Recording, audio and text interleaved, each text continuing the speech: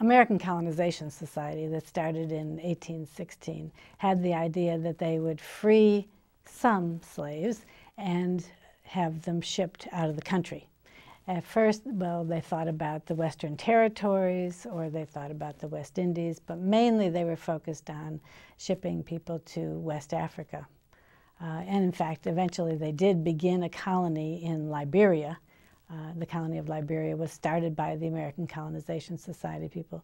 Some very prominent white politicians were involved in the beginning of that organization, and some others. Francis Scott Key, for example, was one of the founders of the American Colonization Society.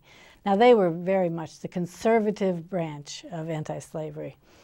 Others thought it should be gradually abolished, and that was the tactic that a lot of the northern states took at the time of the Revolutionary War, right after the Revolution. And that meant eventually slavery would die out. The New England states, primarily at the Revolution, immediately abolished slavery. And the most militant, the Garrisonians, were immediatists. They thought slavery should just be done away with today, as soon as possible. And that was all that would have to be taken care of. Now, some thought that you would have to provide education.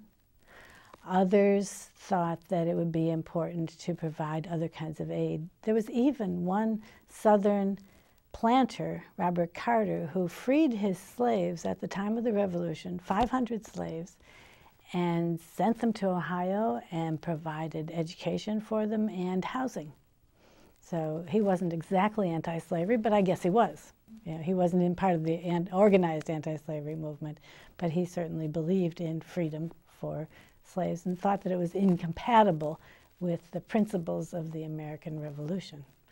So there was a wide spectrum of opinion about how easily ex-slaves, black people, could be integrated into the society. The most militant abolitionists thought that all you had to do was free people and they could make their own way in the society.